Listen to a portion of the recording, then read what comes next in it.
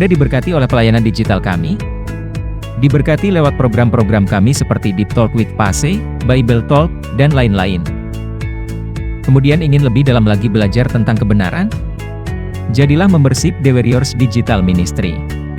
Khusus yang mau benar-benar belajar tentang semua yang berbau Alkitab, tentang tafsir, tentang kebenaran yang lebih dalam, maka dengan join membership channel YouTube The Warriors, semua kebutuhan dan kerinduan tadi akan lebih terpuaskan. Caranya mudah. Pertama, klik dan buka channel The Warriors. Kemudian kedua, klik tombol join yang berada di sebelah tombol subscribe. Lalu jika sudah klik tombol join maka akan masuk ke halaman ini di mana Bapak Ibu bisa memilih ada dua level membership. Yang pertama The Warriors Family yang berisikan program-program pembahasan rutin seperti Living in Wisdom. Ataupun yang kedua yaitu The Warriors Bible Club yang berisi program-program rutin dan juga kelas Alkitab kami. Setelah memilih, maka Bapak Ibu akan masuk ke dalam halaman di mana Bapak Ibu diharuskan untuk memilih metode pembayaran. Metode ini bisa sangat bervariasi tergantung lokasi Google yang Bapak Ibu daftarkan. Jika sudah memilih, nantinya biaya membership ini akan otomatis terpotong saldonya, jadi mohon pastikan setiap bulannya agar saldonya tercukupi biar bisa langsung terauto debit. Nah, untuk Bapak Ibu yang ingin merubah level membershipnya, bisa dengan cara yang sama, yaitu masuk ke channel The Warriors, kemudian klik tombol si perks di sebelah tombol subscribe. Setelah itu pilih level membership yang baru. Demikian. Yuk segera join. Di mana lagi kita bisa belajar kebenaran, semudah di The Warriors, yang dibuat dengan konsisten. Sekedar info, kami sudah menjalankan pelayanan ini 9 tahun loh. Kami siapkan materinya dengan sungguh-sungguh, Anda tinggal mengikutinya. Di mana saja, kapan saja, selama sinyal HP dan WiFi ada, juga selama pulsa internet tersedia. Jadilah orang Kristen yang bijak di akhir zaman bersama The Warriors Digital Ministry. Menjadi keluarga besar dalam Tuhan di komunitas The Warriors. Kami juga mengundang semua Bapak Ibu, di setiap Jumat malam tepatnya jam 7 WIB, dapat mengikuti fellowship online lewat Zoom meeting bersama Pase.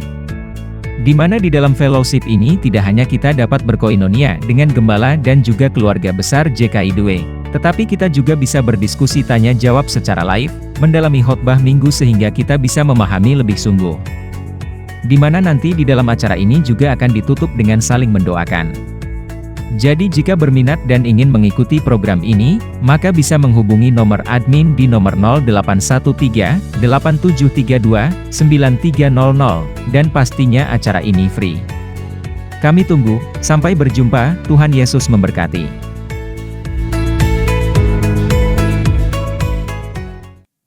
Saya masih dalam rangkaian khotbah manusia akhir zaman. Mungkin minggu depan saya akan selingi dengan seri khotbah yang lain, yakni dunia akhir zaman. Jadi supaya kita bisa menjadi person yang baik dan juga bisa menyikapi dunia yang memang nanti menurut Alkitab akan mengalami situasi-situasi yang di luar prediksi, di luar pemahaman kita. Dan saya akan coba membagikannya supaya paling tidak entah itu akhir zaman dalam artian Tuhan datang atau tanda-tanda menjelang kedatangan Tuhan itu terjadi beberapa tahun ke depan atau masih lama, paling tidak saudara, ya kita mempersiapkan diri kita dengan benar dan akhirnya kita bisa menjadi orang-orang Kristen yang tepat sesuai dengan yang Tuhan inginkan. Pada hari Minggu ini saya beri tema mingguannya adalah manusia akhir zaman itu manusia yang impulsif. Impulsif, saudara. Apa artinya impulsif? Kalau kita lihat kamus besar bahasa Indonesia, impulsif itu dia berarti bersifat cepat, bertindak secara tiba-tiba, menurut gerak hati. Itulah impulsif. Jadi orang yang impulsif itu biasanya dia akan cepat mengambil keputusan, cepat bertindak, karena dia hanya mengandalkan hati aja. Kalau hatinya sejahtera, tanpa pikir panjang dia lakukan itu. Itulah orang impulsif.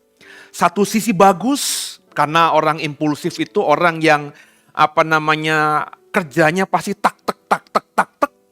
Tapi sisi yang lainnya kadang-kadang membuat apa yang dikerjakannya berantakan karena tidak dipikirkan dengan panjang. Nah, kata impulsif ini nggak ada di Alkitab LAI atau Alkitab Terjemahan Indonesia. Tapi kalau kita melihat Alkitab berbahasa aslinya, tentu ada. Ya, mari sama-sama kita buka 2 Timotius 3 ayat 4. 2 Timotius 3 ayat 4. Perhatikan ayat-ayat ini dan perhatikan yang di bold pakai tulisan berhuruf merah. Bersama saya 3-1 ya. Suka berkhianat, tidak berpikir panjang, berlagak tahu, lebih menuruti hawa nafsu daripada menuruti Allah. Saudara, ayat-ayat yang kita baca ini berada dalam rangkaian perikop keadaan manusia pada akhir zaman. Itulah judul perikop yang diberikan Lembaga Alkitab Indonesia kepada 2 Timotius pasal yang ketiga. Ayat keempat kita baca. Huruf merah tidak berpikir panjang. Dalam bahasa aslinya, tolong dibukakan slide saya. Tidak berpikir panjang dalam 2 Timotius 3 ayat 4 itu diterjemahkan dari bahasa Yunani propeteis. Propeteis ini berasal dari kata dasar propetes.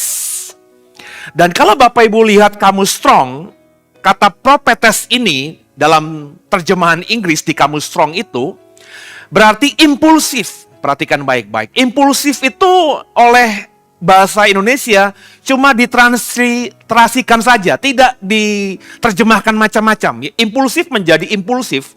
Kemudian ada kata Inggris berikutnya rush dan kata berikutnya reckless. Impulsif itu berarti impulsif, rush itu artinya gegabah, sedangkan reckless artinya ceroboh, saudara.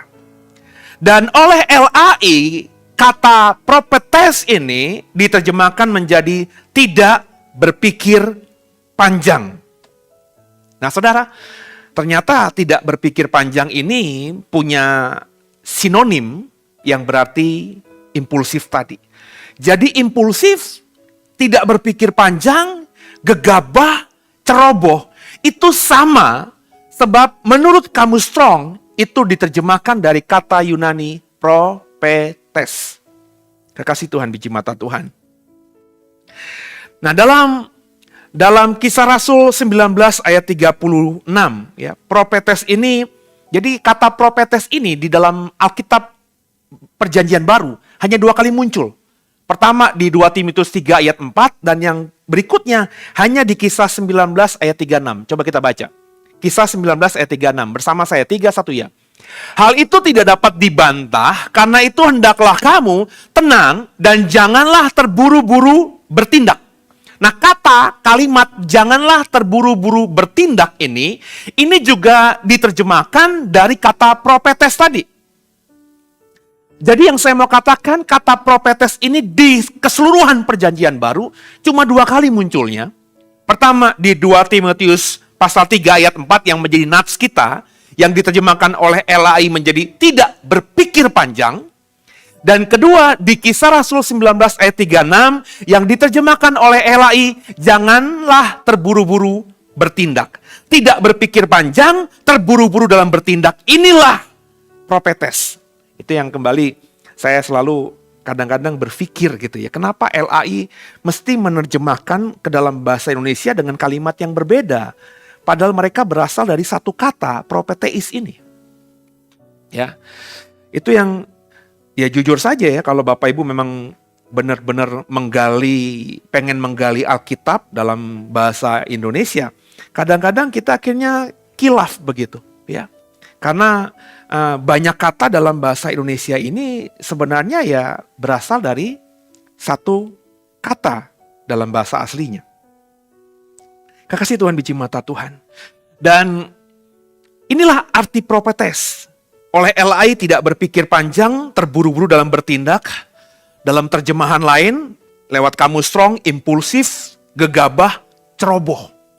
Sama, itu adalah dari kata propetes. Ya.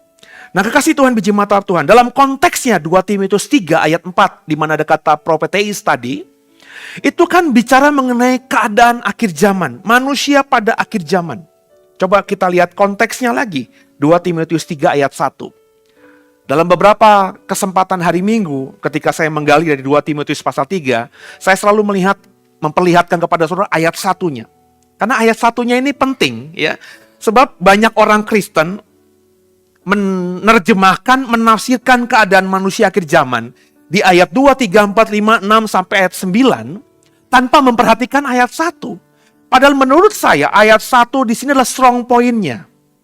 Ayat 1 berkata demikian, ketahuilah bahwa pada hari-hari terakhir akan datang masa yang sukar. Jadi saya ulangi lagi nih, Bapak Ibu sudah kita masuk seri keempat. Perhatikan khotbah saya seri pertama, kedua, ketiga. Saya mengatakan banyak orang Kristen kalau ditanya akhir zaman itu gimana? Akhir zaman itu zaman yang susah, Pak. Semuanya paham. Terus kalau saya tanya lagi, kenapa akhir zamannya zaman yang susah? Ya karena nanti ada bencana alam, Pak. Gempa bumi, Pak. Ada antikristus, Pak. Penguasa dunia yang kejam di akhir zaman. Nanti ada bintang jatuh, Pak. Bulan menjadi seperti darah, matahari seperti darah, Pak. Kemudian ada api yang turun dari langit. Orang Kristen ketika menggambarkan susahnya akhir zaman itu selalu menceritakan faktor eksternal gitu, saudara. Nggak salah.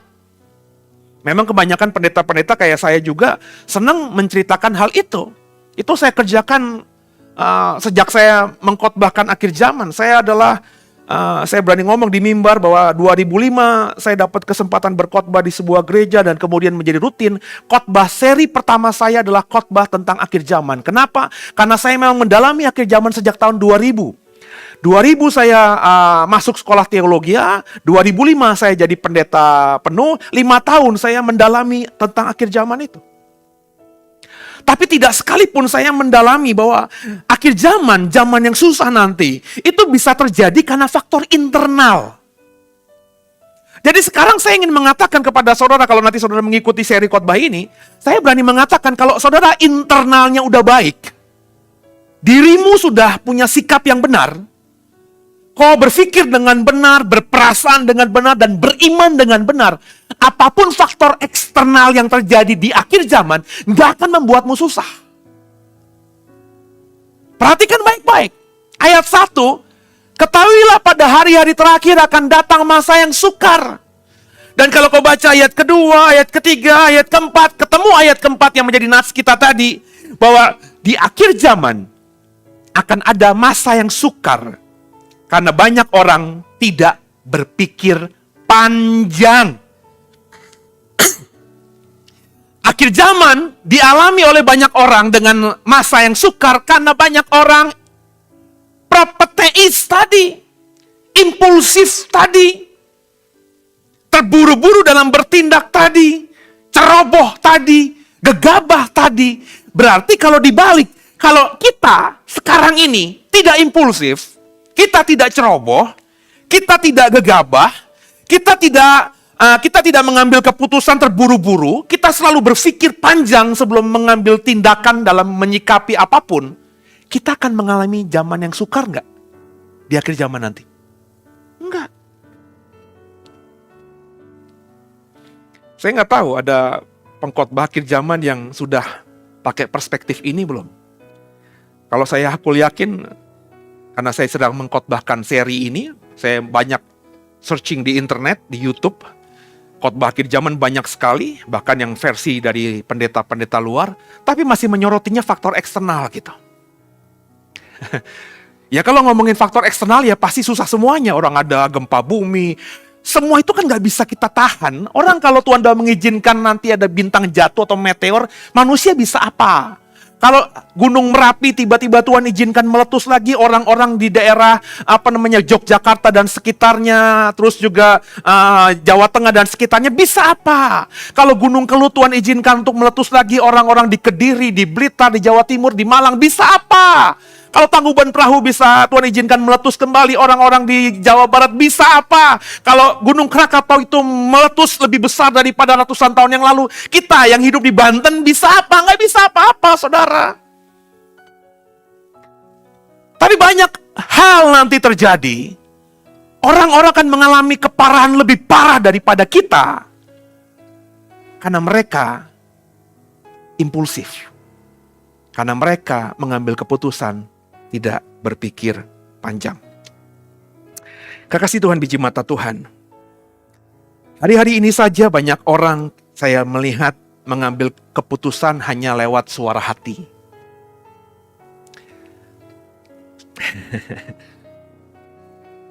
Orang itu kalau nggak tahu ya, ini bahkan orang beragama, saudara. Kalau saya ngomong begini, saya agak nyerempet, menyentil orang-orang yang rohani gitu. Rohaniawan. Sebab banyak orang-orang yang, maafkan saya, rohaniah gitu ya. Itu lebih pakai perasaan daripada pakai logika. Bahasa mereka itu pakai iman dibandingkan pakai otak. Sebab perasaan itu ya iman. Iman itu kan gak bisa dilihat, saudara. Ya. Ukuran iman itu apa? Banyak orang itu mengukur tingkatan imannya begitu subjektifnya seperti perasaan.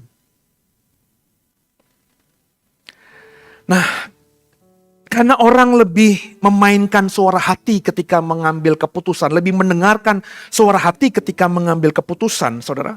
Maka impulsif tadi, masalah besar manusia akhir zaman terjadi atas dia. Nah, orang yang impulsif ini, orang yang susah untuk dirubah. Problemnya kenapa? Karena orang yang impulsif, saya bilang tadi, mainnya atau mendengarkannya suara hati. Perasaannya. Dan orang itu biasanya menganggap perasaannya sendiri yang paling benar. That's the problem, saudara. Jadi saya temui banyak orang yang impulsif itu ketika saya memberikan pandangan yang berbeda dengan perasaan dia nggak mau terima. Kalau itu orang awam, nggak masalah. Ini rekan pendeta saya sendiri, saudara. Ya. Saya perasaannya tidak sama dengan dia dalam menyikapi sesuatu.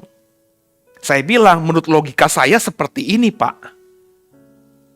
Tapi kalau dia sudah main perasaan, bahasanya dia, iman saya nggak begitu, Pak. Yo, susah, saudara. Nggak nyambung, nggak sinkron.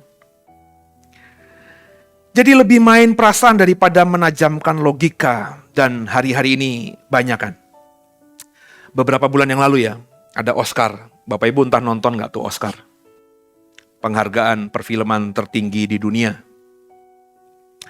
Hostnya bercandain, saya nggak mau sebut lah, saudara mungkin tahu sendiri lah ya, bercandain seorang istri bintang film terkenal, istrinya ini juga bintang film tapi sedang digundul kepalanya karena ada satu penyakit yang menyebabkan dia harus ya botak begitu. Terus dibecandain di panggung Oscar itu. Ya. Menurut kesaksian, menurut banyak cerita, hal itu sudah sering karena mereka memang dekat. Si host ini dengan suami istri ini begitu dekatnya, bersahabat. Dan sudah bercandain hal itu ya biasa saja. Terlebih si host ini memang adalah stand up comedy, ya, komedian.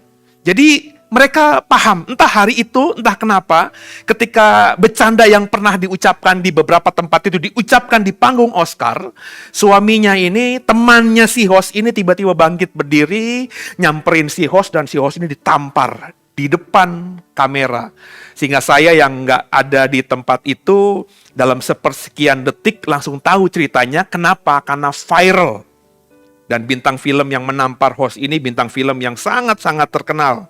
Ya, nggak mungkin orang yang suka film Hollywood tidak pernah dengar nama ini. Konyol. Ya. Kenapa? Ya karena dia melakukan itu di depan kamera. Dan Oscar itu disiarkan live ke banyak negara. Ditonton ratusan juta orang. Baik yang nonton langsung maupun yang siaran tunda. Saya saja yang tadinya ngefans sama si bintang film ini, jadi nggak respect. Logika saya bermain. Oh, saya ngefans sama dia karena memang filmnya bagus. Oh, ternyata sikap sehari-harinya yang tidak bisa saya capture, yang tidak bisa saya tangkap, ternyata seperti itu. Kok nggak bisa berpikir pakai akal gitu? Kalaupun mau hajar si host ini karena menyinggung istrinya, di belakang layar gitu. Ini di depan acara, semua aktor, aktris terkejut atas respon si bintang film ini. Dan kita yang orang awam juga melihat itu. Itu nggak bisa ditipek, saudara. Nggak bisa itu. Itu akan terekam terus. Ya, saya jujur aja mungkin tidak akan lagi nonton film orang ini. Karena kalaupun nonton film orang ini, sebagus apapun ingatan saya akan dikotori oleh peristiwa itu. Dan saya berani jamin, dia akan redup. Perhatikan deh. Ya, perhatikan aja. Ya. Kemudian dalam konteks Indonesia, orang impulsif. Ada mantan menteri. Yang ketika kemarin ribut-ribut Candi Borobudur harganya mau dinaikkan. Terus ada orang bikin stupa Candi Buddha dengan mukanya dibikin siluet presiden kita. Memang bukan dia yang bikin, bukan si mantan menteri ini yang bikin. Tapi dia mantan menteri gitu loh. Ya, yang followersnya jauh lebih banyak daripada yang buat konten itu. Kemudian dia tinggal share aja tanpa pikir panjang. Dia pikir bercandaan. Dilaporin. Ya, oleh kelompok rekan-rekan Buddhis. Dianggap penistaan agama. Ya. Si mantan menteri ini orang yang pertama lapor ke polisi. Ya. Yang dilaporin siapa? Yang mengupload pertama konten itu. Terus dia bilang, lah saya kan cuma orang keberapa yang mengupload. Dia cuci tangan gitu. Tapi nggak bisa. Hari ini udah proses hukumnya berjalan. Ya. Blunder. Ya. Karena impulsif tadi. Nggak berpikir panjang gitu. Banyak saudara kan juga begitu, dapat sesuatu dari handphone saudara via WhatsApp, via Instagram. Saudara nggak berpikir panjang, lucu doang, langsung share di sosial mediamu. Saudara bahaya hari-hari ini. Hati-hati nih, jempol kita cepat sekali bergerak, saudara. Ya. Dan orang model gini itu nggak sadar, orang impulsif tuh nggak sadar bahwa apa yang dilakukannya salah. Seperti mantan menteri ini dia malah nyalahin yang buat konten pertama kali. Dan aktor ini nyeselnya belakangan ketika akhirnya seluruh dunia netizen menyerang dia, sosial media diserang, dia baru say sorry. Ya. Dan baru beberapa hari kemarin ada kalau fotografer yang buat Lady Diana meninggal itu apa namanya? Paparazzi, ya, baru foto aktor dan istrinya ini tampil lagi di depan umum setelah beberapa bulan mengunci, ya, memprivasi di kehidupannya karena peristiwa itu, saudara. Orang yang impulsif itu akan membuat dirinya sendiri mengalami kesulitan. Dia jadi susah karena apa? Bukan karena faktor eksternal. Dia susah karena perbuatannya sendiri. Dia susah karena tindakannya sendiri. Dia susah karena sikapnya sendiri. Dia menggali lubang untuk dirinya sendiri. Dia jatuh ke lubang yang lubang itu digali oleh dirinya sendiri. Dan bayangkan saudara, kalau hari-hari ini lagi running well saja sekitar kita, orang impulsif bisa kesulitan karena kebodohannya. Bagaimana kalau nanti terjadi di akhir zaman? Di mana semuanya memang sedang kacau balau. Itu makanya Paulus ngomong sama Timotius, nanti di akhir zaman akan ada zaman yang sulit, terutama bagi kamu orang-orang yang impulsif, bagi kamu orang-orang yang tidak berpikir panjang, bagi kamu orang-orang yang terburu-buru dalam bertindak. Dan saya sebagai hamba Tuhan, saya meyakini bahwa akhir zaman belum akan terjadi dalam waktu segera. Tapi bisa saja di sepanjang hidup kita akan sisa hidup kita akan masuk itu. Dan saya sebelum masa itu terjadi, saya ngomong sama saudara, dengarkan saya. Yang paling tahu dirimu sendiri. Kok selama ini mainnya pakai hati, pakai perasaan, atau pakai otak, atau pakai logika? Ada contoh Alkitab soal manusia impulsif, bahkan termasuk dosa yang paling awal, Kejadian 4. Ayat 3-8. Kejadian 4 ayat 3-8. Saudara pasti tahu cerita ini. Saya baca dengan cepat. Kejadian 4 ayat 3-8. Setelah beberapa waktu lamanya, maka Kain mempersembahkan sebagian dari hasil tanah itu kepada Tuhan sebagai korban persembahan. Habel juga mempersembahkan korban persembahan dari anak sulung kambing dombanya, yakni lemak-lemaknya. Maka Tuhan mengindahkan Habel dan korban persembahannya itu. Tapi Kain dan korban persembahannya tidak diindahkannya. Lalu hati Kain menjadi sangat panas dan mukanya muram. Firman Tuhan kepada Kain, "Mengapa hatimu panas dan mukamu muram? Apakah mukamu tidak akan berseri jika engkau berbuat baik? Tapi jika engkau tidak berbuat baik, dosa sudah mengintip di depan pintu. Ia sangat menggoda engkau, tapi engkau harus berkuasa atasnya." Kata Kain kepada Habel adiknya, "Marilah kita pergi ke padang." Ketika mereka ada di padang, tiba-tiba Kain memukul Habel adiknya itu, lalu membunuh dia. Saudara, inilah sikap orang yang impulsif. Orang yang tidak bisa mengelola perasaannya. Orang yang tidak bisa mengelola hatinya. Saudara, masuk akal nggak? Normal nggak jika misalnya Kain mempersembahkan korban kepada Tuhan tidak diterima, sedangkan dia lihat adiknya mempersembahkan korban diterima. Normal nggak Kain itu iri sama Habel? Normal. Itu manusiawi. Sesuatu yang normal, saudara. Nah, saya yakin saudara pasti pernah sakit hati, pernah iri hati. Dari muka-mukanya kelihatan kok. Ya. Nah, orang kalau iri hati, hatinya kira-kira lagi dingin, adem, atau panas? Kita kalau lagi panas suhunya aja nggak enak, saudara. Apalagi kalau perasaan kita lagi adem, panas. Maafkan saya. Kalau lagi panas, bergelora gitu, nggak enak. Nah, orang yang kalau lagi panas hati itu dengarkan saya. Saya menasihati saudara yang lebih muda dari saya, dan kalau yang lebih senior dari saya mau dengar juga, puji Tuhan. Nggak ada sesuatu yang baik yang dihasilkan dari pikiran, di mana ketika berpikir, di kesempatan dia berpikir, hatinya lagi panas. Nggak ada yang baik. Maka mestinya ketika dia lihat Habel adiknya persembahannya diterima Tuhan, dan dia lagi panas, dia mestinya narik napas dulu, endapkan dulu, biarkan waktu berlalu dulu. Terus mulai bertanya pada diri. Kalau nggak nemukan jawaban, bertanya sama Tuhan. Wong faktanya Tuhan ngobrol kok sama Kain. Meskipun bapaknya sudah berdosa, ibunya sudah berdosa, mereka sudah dibuang keluar dari Taman Eden. Faktanya Tuhan ngobrol sama Kain loh, saudara. Apakah ngobrol ini ngobrol yang pertama kali dengan Kain? Saya kok berani yakin tidak. Sudah ada beberapa kali sebelumnya, sehingga Kain itu tidak sesuatu yang kaget. Siapa yang bicara?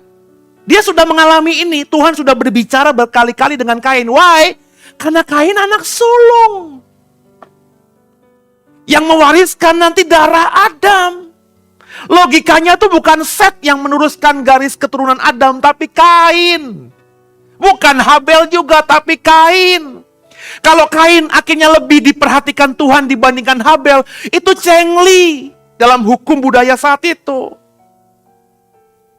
Tapi karena dia impulsif, Kain impulsif, hatinya panas.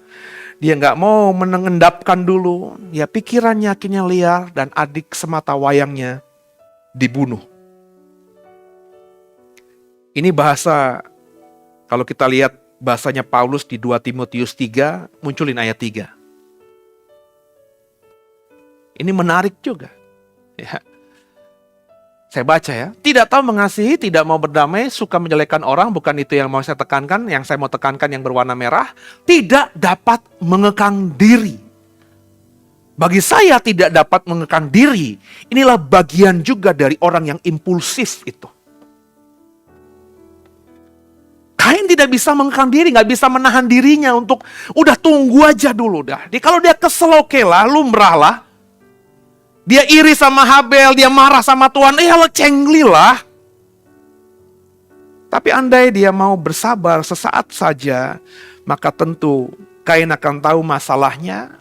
Dan kali berikutnya, dia bisa memberikan korban yang terbaik untuk Tuhan.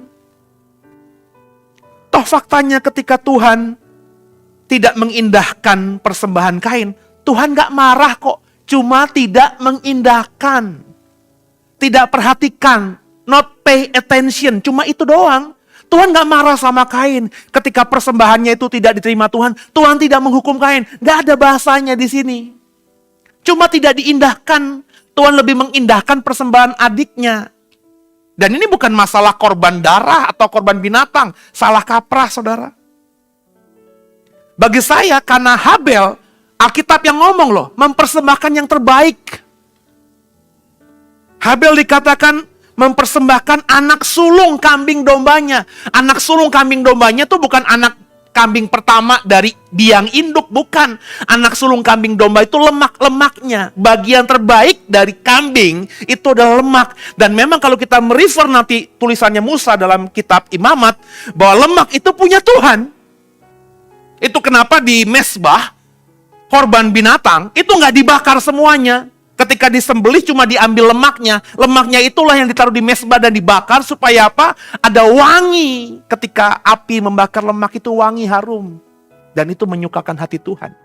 Dagingnya ada yang dibakar memang, tapi sebagian besar untuk dikonsumsi imam-imam. Itu kenapa Hofni dan Pinehas jadi kemaruk, jadi serakah. Dia memang berhak atas bagian terbaik, daging-daging dari binatang korban yang dipersembahkan umat Israel. Kenapa? Bapaknya Imam Eli adalah imam besar. Hofni dan Pinehas sudah hidup enak sebenarnya, tapi karena rakus. Ya akhirnya kita tahu ceritanya. Kain bermasalah dalam mensinkronkan perasaan dan logika. Padahal perasaan, hati, logika, akal, itu harus diselaraskan. Dengarkan saya, kalau perasaanmu lebih besar daripada logikamu, gak akan membuatmu baik. Sebaliknya juga, kalau logikamu lebih kau mainkan, lebih besar daripada perasaanmu, juga kau tidak akan menjadi manusia yang lebih baik. Antara perasaan, logika, hati, dan otak, itu harus berjalan seimbang. Balance, bahasa akuntansinya. Kalau kau balance, kau bisa benar-benar menjadi orang yang mensinkronkan, ya.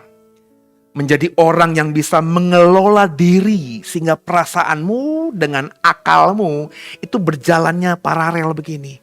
Kau akan jadi manusia yang hebat. Tapi sebelumnya saya kasih spoiler dulu. Itu sesuatu yang susah. Hari ini saya baca, ada orang akalnya hebat, otaknya pinter, terpelajar, profesor, bahkan rektor universitas negeri. Ngeri gak saudara? Tapi kemarin saya baca, ditangkap KPK. Orang ini otaknya hebat, rektor itu kan bosnya profesor, dosen, yang ada di universitas. Universitasnya bukan abal-abal lagi. Universitas negeri di Sumatera.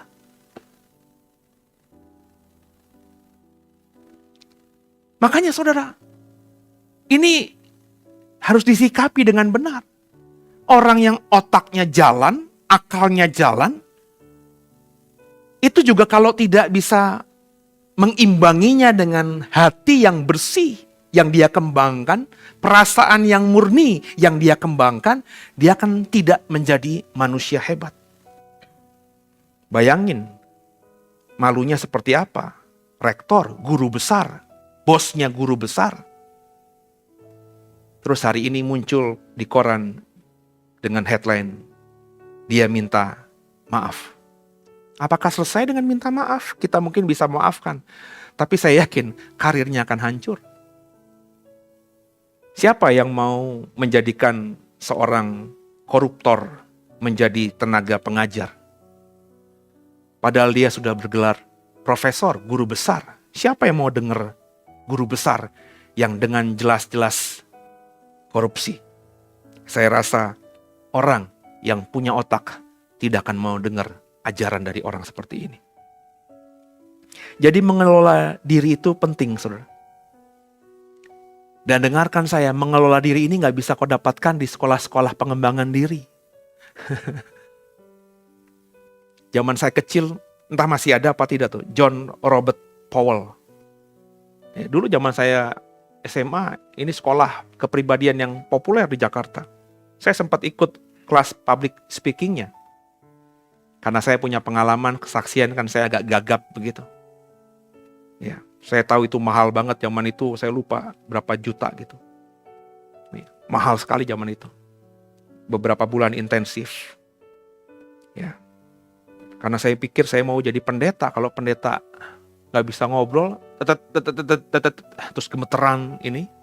Dan saya tahu banget, saya udah tanya sama senior-senior saya yang sekolah teologi di tempat lain, ada nggak diajarin berkomunikasi, ilmu komunikasi? Ya ada. Saya dapat bukunya, teori doang. Ya kalau teori mah saya dapat buku-buku di Gramedia banyak. Tapi bagaimana how to-nya dari teori buku itu bisa merubah saya yang gagap menjadi orang yang kalau bicara di depan umum berani. Maka saya ikut sekolah itu. Tapi bagi saya, saudara, mengembangkan diri, mengelola diri, itu adalah pembelajaran seumur hidup. Saya masih belajar, saya berharap saudara yang sudah sampai bisa mengelola. Kalau kau berpikir, saya sudah kok Pak, otak saya sama perasaan saya itu udah mulai balance kok. Saya nggak ngambil keputusan hanya kalau lagi hati saya lagi gimana gitu. Nggak, saya mulai pikir juga. Tapi saya juga nggak melulu mengandalkan otak, saya juga melihat hati. Karena saya tahu Roh Kudus ada dalam hati saya. Nah, kalau saudara sudah seperti ini, dengarkan saya. Itu harus di-maintain sepanjang hidup saudara. Ada kisah lagi namanya Saul dan anak-anak Israel lainnya selain Yusuf. Bapak Ibu tahu Saul? Saul tuh salahnya hal yang konyol. Sama seperti Kain tadi. Impulsif dia. Ya. Dia sedang berperang. Terus dia sadar sebelum berperang itu Samuel sudah bilang, tunggu aku sebelum berperang. Nanti kita bikin ibadah, kita mengandalkan Tuhan. Pokoknya tunggu aku aja. Ditunggu-tunggu, cari Samuel, udah datang belum? Belum. Kemana dia? Udah muncul belum? Belum. Karena hari sudah mendekati. Maka Saul gak sabar sama Samuel. Yang dia lakukan baik. Dia mempersembahkan korban untuk Tuhan. Tapi itu bukan tugas tanggung jawab dia. Itu tugas tanggung jawabnya Samuel. Yang hari itu diposisikan diri oleh Tuhan sebagai nabi dan imam. Hari itu imam besar sudah nyaris gak ada. Imam Eli ketika mati, saudara. Itu yang jaga kemah suci. Itu orang-orang yang disebut imam. Ngakunya imam tapi tidak punya tidak punya karisma. Imam Eli adalah imam besar terakhir yang disebutkan di Alkitab kita. Nanti baru muncul kemudian imam yang besar di zaman perjanjian baru kalau kita baca. Di zamannya hakim-hakim, di zamannya masa kegelapan itu, ya Tuhan bisa tunjuk salah satunya seperti Samuel ini. Saul gak sabar, Saul korbankan persembahan sendiri. Dan akhirnya hal yang dia pikir baik karena perasaannya sudah bergelora, dia mau mengundang Tuhan dan dia mau berperang. Dia gak pakai otaknya bahwa itu bukan tugas dia. Mestinya dia sabar saja. Dan akhirnya kita tahu, Saul mati, tahtanya tidak sampai kepada anaknya. Kekuasaannya hanya sampai di dia saja, kemudian jatuh ke Daud. Saudara-saudara Yusuf, Bapak Ibu yang mengikuti Bible Talk, kita sudah belajar itu. Bagaimana mereka impulsif juga. Lagi panas-panas, mereka mungkin sudah iri. Bagi saya iri itu sesuatu yang biasa saja sih sebenarnya. Karena definisi iri dan bagaimana orang menceritakan atau mendeskripsikan soal iri mungkin berbeda-beda. Iri secara garis besar tidak baik. Tapi ada juga iri yang masih positif. Ya. Nanti kalau kita ngomong soal ini saya akan dalami, saudara. Mereka iri kepada Yusuf karena memang bapaknya, Yakub, lebih memperhatikan Yusuf daripada mereka. Dengan memberikan pakaian-pakaian yang indah-indah. Suatu ketika mereka lagi panas-panas mengembalakan kambing domba bapaknya, Yusuf datang dengan pakaian dan menceritakan mimpinya. Mereka langsung hatinya panas dan langsung berpikir ingin membunuh Yusuf. Meskipun Yusuf tidak dibunuh, tapi mereka menipu bapaknya dan menjual Yusuf. Itu menjadi sesuatu yang luar biasa mempengaruhi hidup mereka ke depannya.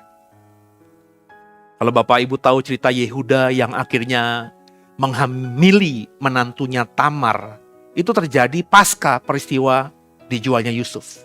Yehuda yang berusaha menyelamatkan Yusuf dengan cara supaya tidak dibunuh oleh saudara-saudaranya dengan dijual kepada saudagar dari Midian. Akhirnya Yehuda merasa salah. Apalagi ketika dia lapor kepada bapaknya akhirnya biarlah aku mati saja. Buat apa aku hidup lagi kalau anakku sudah mati? Merasa bersalah, dan kalau kita baca, Yehuda menarik diri dari keluarganya. Tinggal dengan sahabatnya, dan akhirnya terjadilah peristiwa Tamar itu. Cuma Yehuda yang diceritakan Alkitab. Kenapa? Karena Yehuda punya peranan pada kisah Alkitab lainnya, bahkan perjanjian baru, karena Yesus adalah singa dari Yehuda.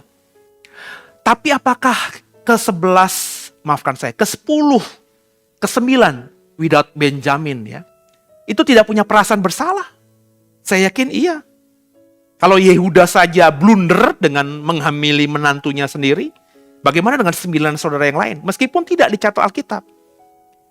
Saya berani yakin mereka ada rasa bersalah karena mereka mencintai bapaknya, dan bapaknya setelah tahu Yusuf itu mempercayai cerita mereka, Yusuf mati, bapaknya udah kayak mayat hidup, zombie, dan mereka terluka. Saya bisa ngebayangin kalau saya masih punya orang tua, terus orang tua saya itu sebenarnya tidak kenapa-napa, tapi sudah malas hidup begitu. Sebagai anak saya sedih tentunya. Mau kasih makan yang enak nggak dimakan, mau dikasih baju yang bagus juga nggak pernah mau pergi.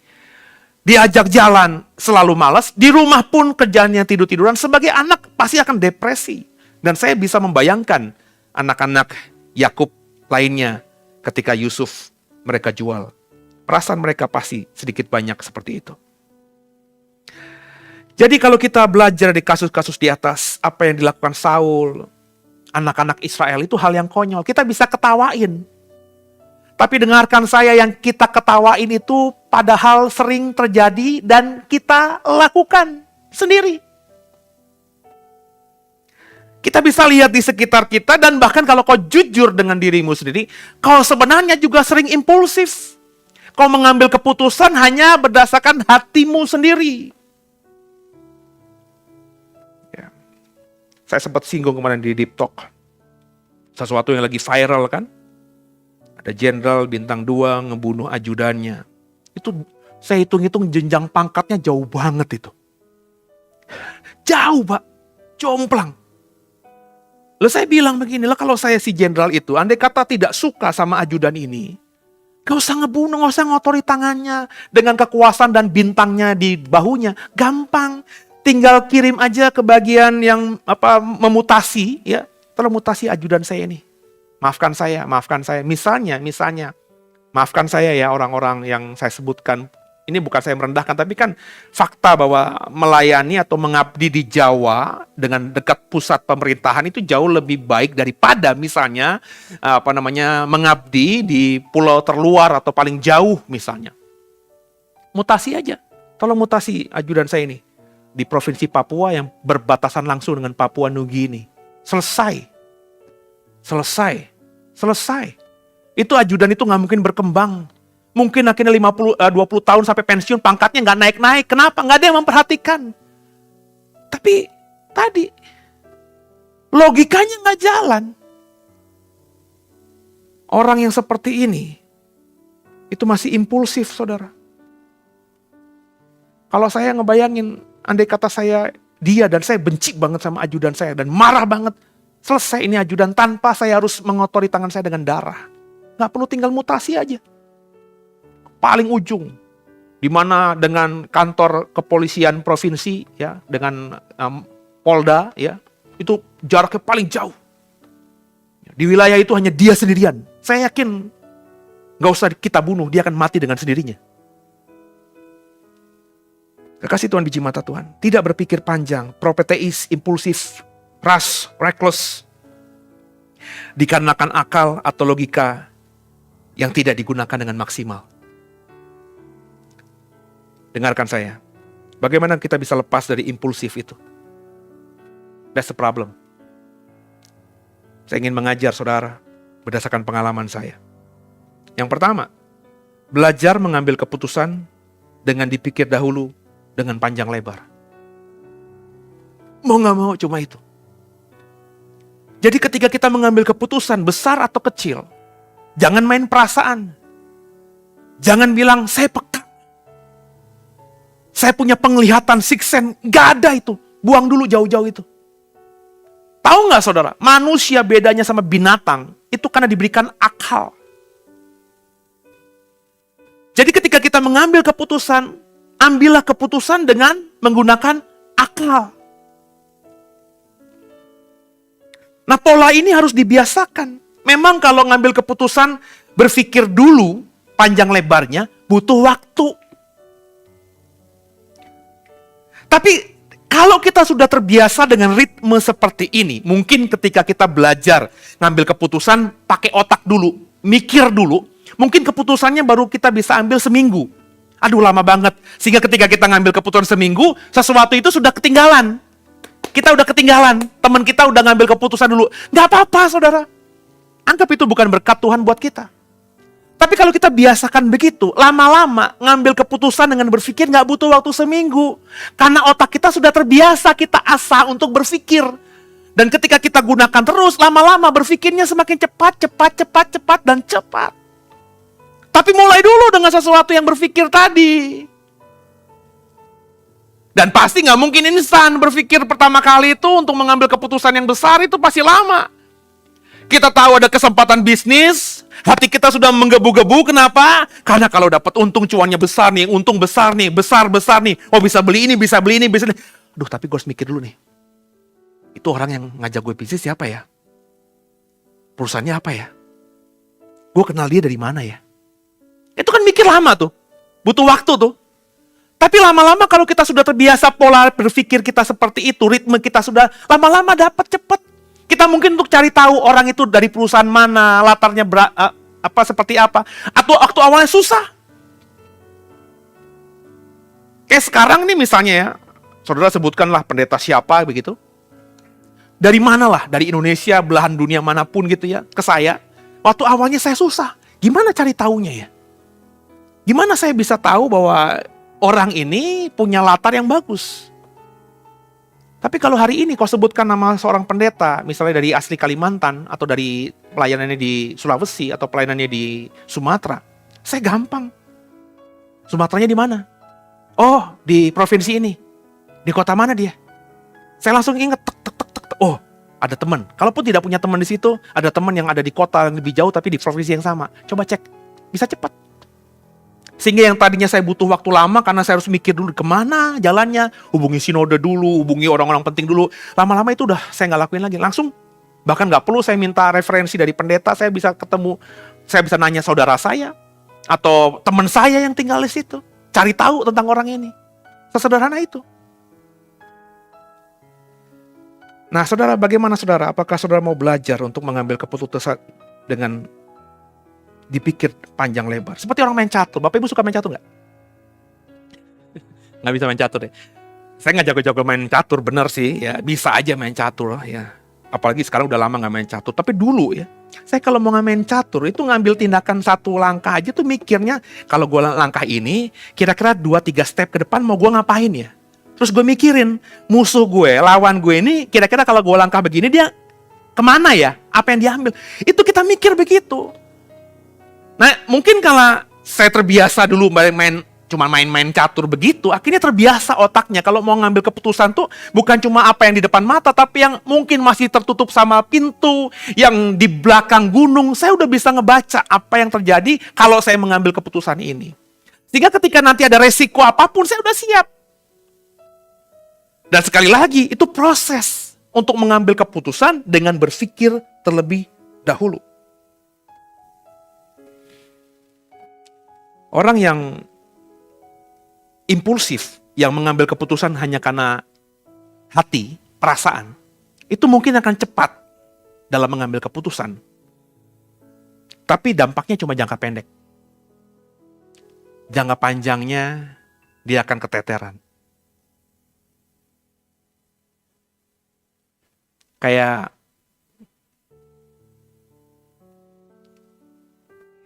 nantilah kalau tiba-tiba saya diizinkan Tuhan ngomong, saya ngomong ya.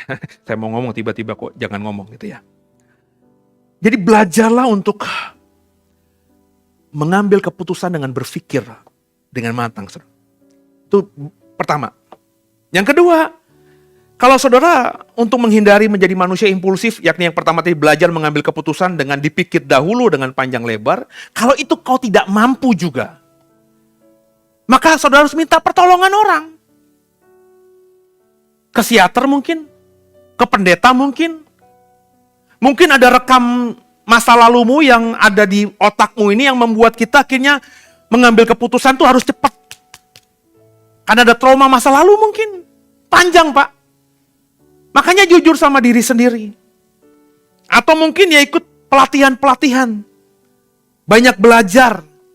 Intinya mau belajar, saudara. Belajar berubah. Kalau nggak bisa sendiri, maka minta bantuan orang.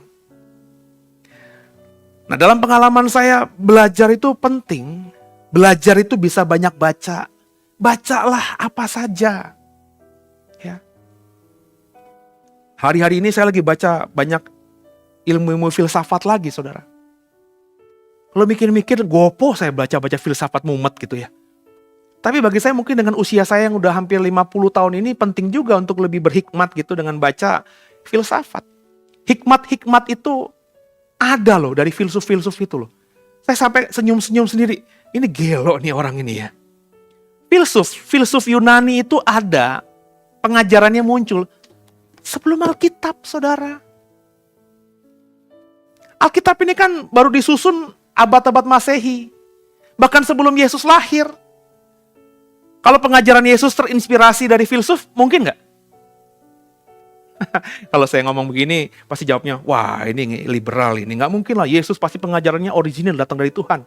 Saudara, come on. Ya. Saya percaya Yesus adalah anak Allah, saya percaya Yesus dari surga. Ya. Tapi saya yakin Yesus pun bisa mengajar seperti itu berdasarkan hikmat yang dia dapatkan dari pergaulannya sebagai manusia. Ya. Jadi Bapak Ibu jangan jadi orang yang naif begitu. Ya. Banyak baca buku, itu murah meriah. Dan buku sekarang gak perlu beli ke Gramedia. Tinggal download free via PDF, banyak banget. Saya sekarang gak pernah beli buku teologi ya. Sejak 8 tahun saya jadi gembala, gak pernah beli buku teologi lagi. Tapi saya dapatkan buku-buku baru. Ya, saya masuk banyak grup para teolog-teolog. Kalau ada buku baru, nih program PDF-nya. Kalau beli harganya bisa 5 juta, PDF free. Baca, waduh bahasa Inggris semuanya. Udah, skip aja dulu nanti aja kalau waktunya panjang. Tapi kalau lagi bergumul di situ, pas poinnya dapat, ya saya cari babnya di situ, ya, saya coba baca pelan-pelan. Sekarang akses untuk membuat otak kita ini tajam sangat banyak, saudara. Kembangkanlah wawasan dan pengetahuan saudara. Jika otak diasah baik, maka jadi tajam. Maka kalau sudah tajam, maka bisa mengimbangi perasaan dan isi hati. Iman itu datangnya dari hati kan saudara. Ya. Tapi pertanyaan saya sama saudara. Hati atau perasaan atau yang sering disebut orang Kristen sebagai iman itu. Saya berkali-kali bilang iman itu harus rasional. Ketika saya pertama kali bikin khotbah iman itu harus rasional. Saya ingat banget ditegur sama hamba Tuhan yang senior. Hamba Tuhan yang senior itu bilang sama saya. Iman itu gak ada yang rasional. Bilang gunung beranjak, kalau punya iman sebesar biji sawi, bilang gunung beranjak, itu gak rasional. Ya. Ketika Nabi berkata kepada perempuan di Sarfat, ya, pokoknya tetes itu sisa-sisa minyak, kumpulin semua tempayan-tempayan dari tetangga-tetanggamu. Itu minyak gak habis-habis, itu gak rasional. Saya sempat percaya dulu dengan argumentasi karena lebih senior dan lain sebagainya ya. Tapi lama-lama saya berpikir, no. Iman harus rasional. Iman itu harus rasional dalam artian ada ukuran. Dan ukurannya apa? Alkitab. Saya ngerti sekarang. Dengan sikap hormat, saya gak sebut nama ya. Bagi saya hamba Tuhan yang negur saya bahwa iman itu memang gak pernah rasional. Itu memang jangan-jangan gak suka baca Alkitab. Saya ingat-ingat dia ngajarnya gimana ya. Iya. Dia banyak ngajar, menurut saya, memperkosa ayat. Dia tafsirin ayat semaunya sendiri, konteksnya gak begitu, dia ngomong begitu. Dan dia kalau suka ayat-ayat tertentu, topik-topik tertentu, yang dia ajarkan begitu aja, sampai sampai detik ini. Karena orang ini masih sering upload videonya di YouTube. Gak pernah gitu ngajarin angle firman Tuhan yang lain. Oh pantas. Emang orang ini gak suka baca Alkitab kali. Kekasih Tuhan. Jadi ukurannya Alkitab. Ya. Iman itu memang harus berkembang, harus bertumbuh. Tapi bertumbuhnya harus paralel dengan logika. Makanya berkali-kali saya bilang kan. Saya pernah ngasih pernyataan sama saudara. Kalau pagi kok bisa baca Alkitab, bagus. Tangan kiri megang Alkitab, baca pagi hari. Tangan kanan habis itu megang apa? Surat kabar, saya bilang. Baca koran. Supaya iman kita nggak keblinger.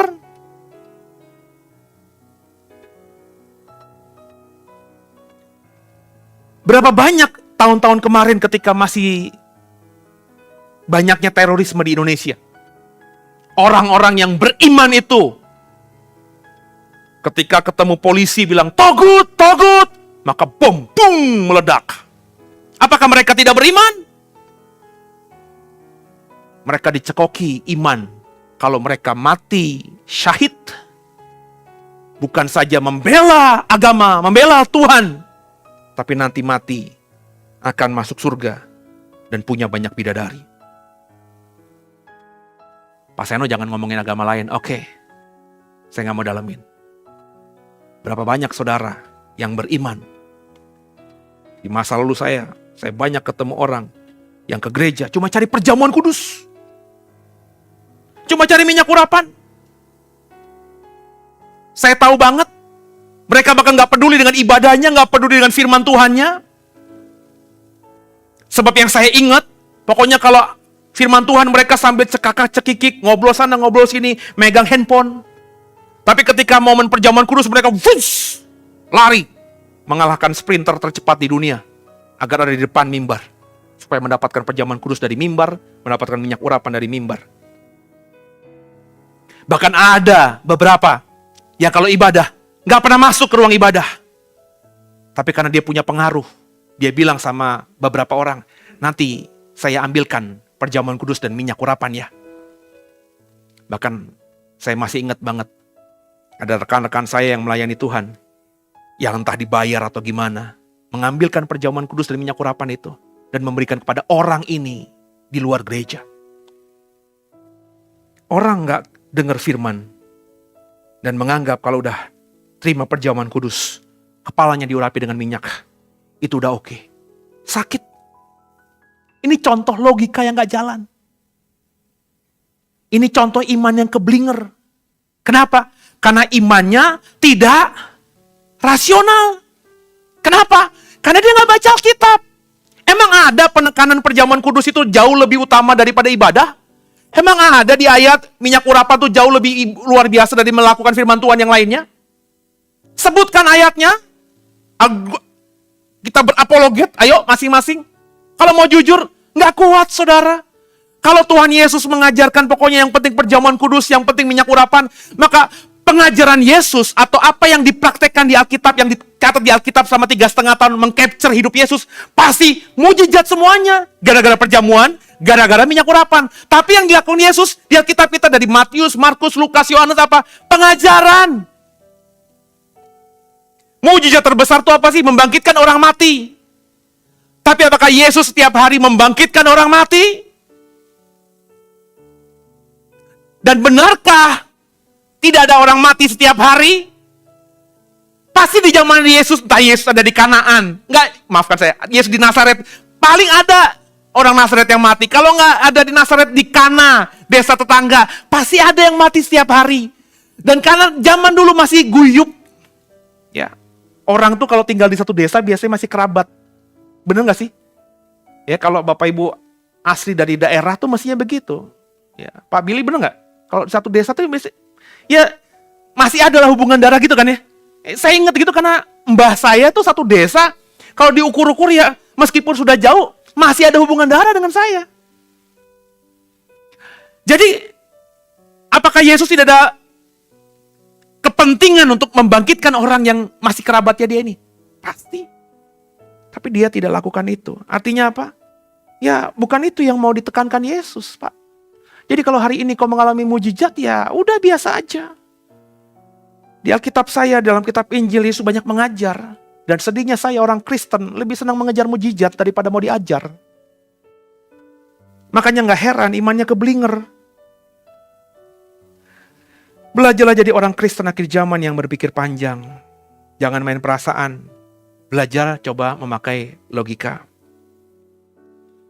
Artinya mulai buka wawasan. Seperti saya bilang tadi, banyak baca. Banyak teman. Asah otak. Logika ini harus diasah.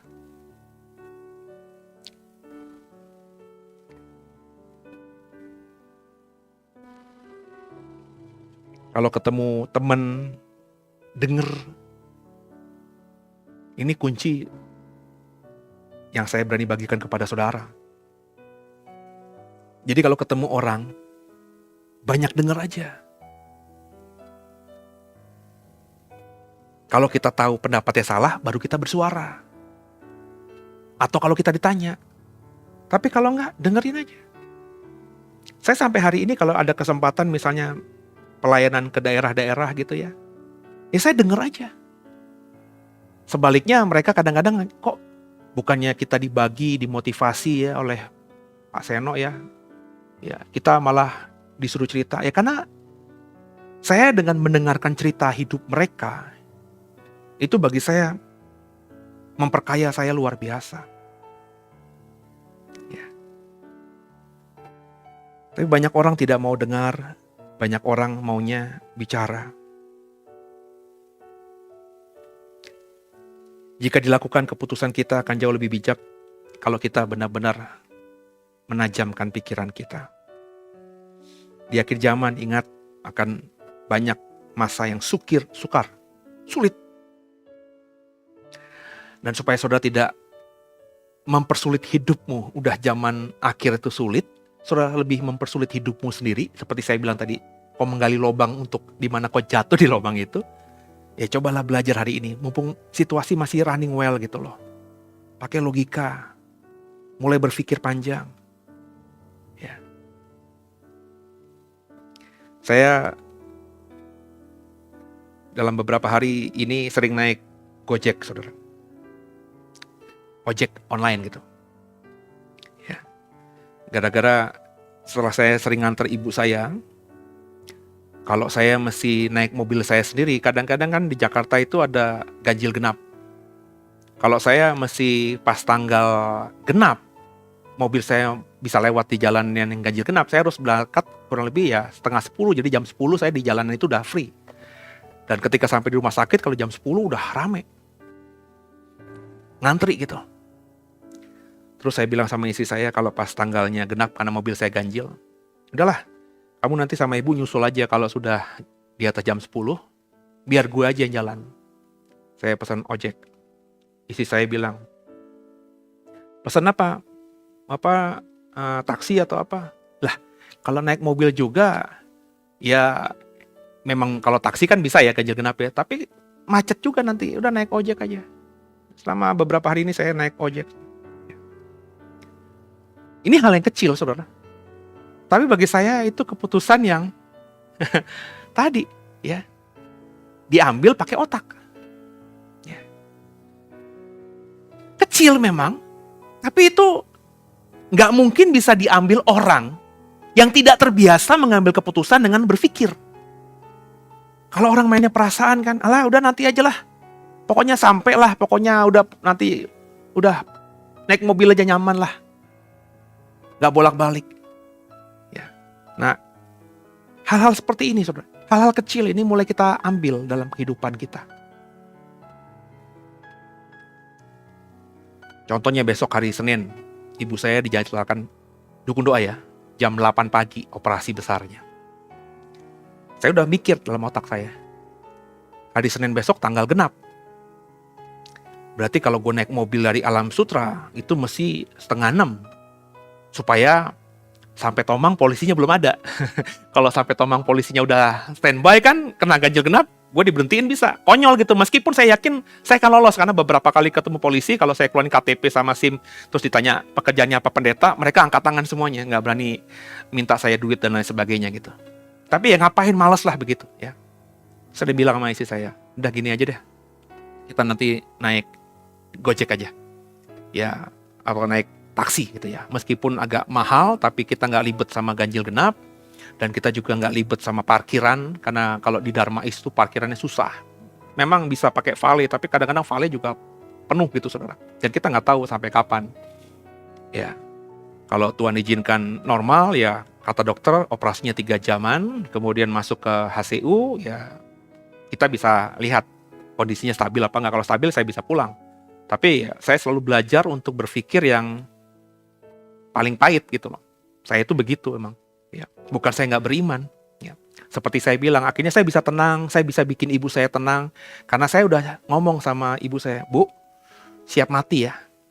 Ya. Andai kata nanti gagal pun siap mati ya. Terus saya juga bilang, Mas Eno juga udah siap, Bu. Jadi ketika saya berpikir pokoknya kondisi terburuk pun saya siap, ibu saya siap, jalaninnya enak. Ya. Nah sama, hari Senin besok. Saya berpikir juga, meskipun saya beriman, ya normal, tapi kalau andai kata apa-apa, sampai harus saya nunggu sampai sore, sampai malam sekalipun, saya sudah berpikir apa yang harus saya lakukan. Ya, saya udah punya rencana nih. Nanti biasanya kalau hari Minggu nih, saya pulang dari sini jam 1, sampai rumah jam 3, saya bikin materi buat nanti sekolah minggu dewasa. Terus biasanya saya masih ada waktu 1 jam untuk bisa tidur-tidur sebentar, tapi nanti saya mau rekaman. Mungkin 2 episode, 3 episode Deep Talk with Pase, terus saya tidur, besok pagi saya mau bangun jam 3-an, saya mau rekaman lagi 2, sehingga paling tidak Deep Talk with Pase Senin, Selasa, Rabu, Kamis, Jumat bisa saya simpan di depan. Sebab saya belum tahu bisa pulang apa tidak setelah nanti pasca operasi ibu saya. Kalau ada sesuatu yang buruk, saya harus jaga dia di sana, karena dia cuma punya 2 anak. Dan adik saya ini kerja, harus ngantor, kalau nggak ngantor dipecat dong. Yang bisa freelance kan cuma saya, jadi saya harus siapkan diri saya sepanjang minggu jagain orang tua di rumah sakit. Kalau begitu, jam 3, 2 rekaman, sampai jam 4, jam 5, saya udah siap tuh. Ya. Harus ngotekin jangkrik, karena saya punya peliharaan burung banyak. Ya. Saya tadi udah beli kroto sama ulet, karena saya berpikir andai kata rekamannya nggak bisa selesai jam 5, ya, saya nggak punya waktu untuk motongin jangkrik. Itu burung-burung murai saya kasih kroto sama ulet aja. Selesai, sehari pokoknya udah aman. Istri saya mungkin tadi, ngapain sih beli kroto, jangkrik masih banyak. Mungkin nggak pikir begitu.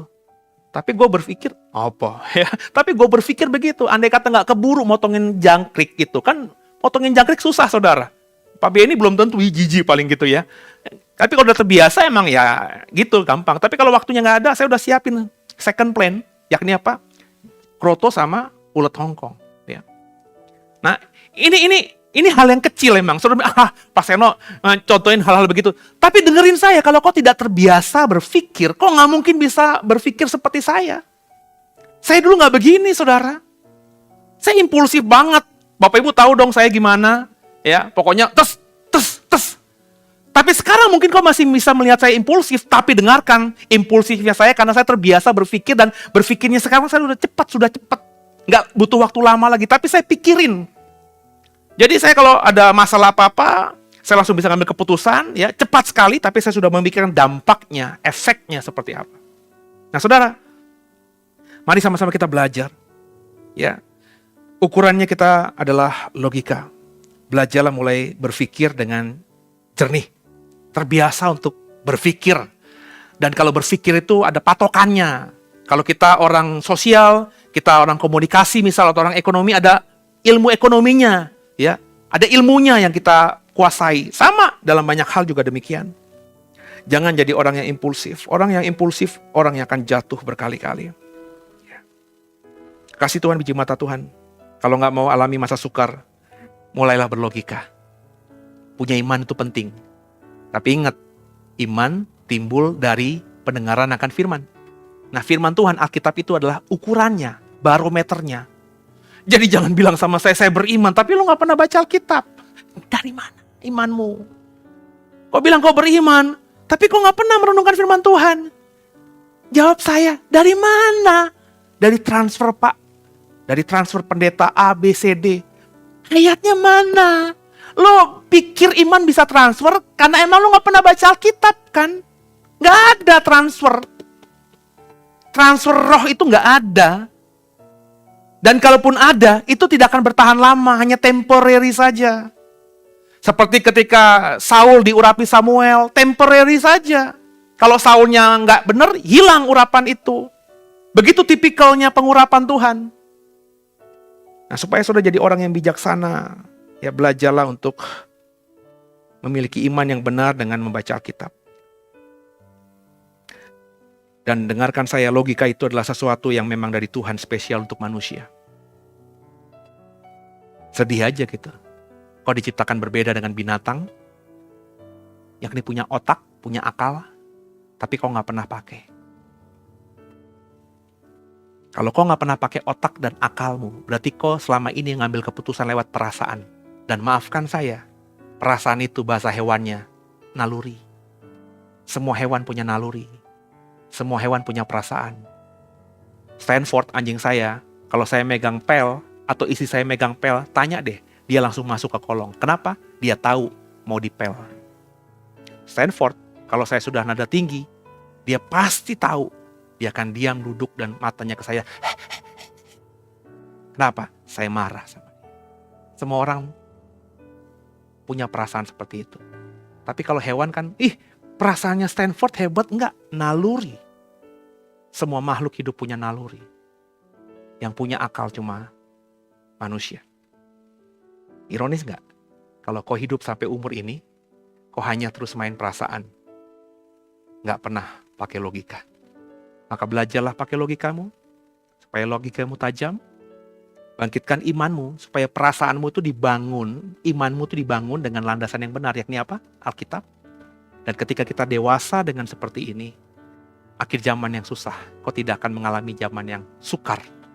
Kenapa? Karena kau punya hikmat yang luar biasa tajam.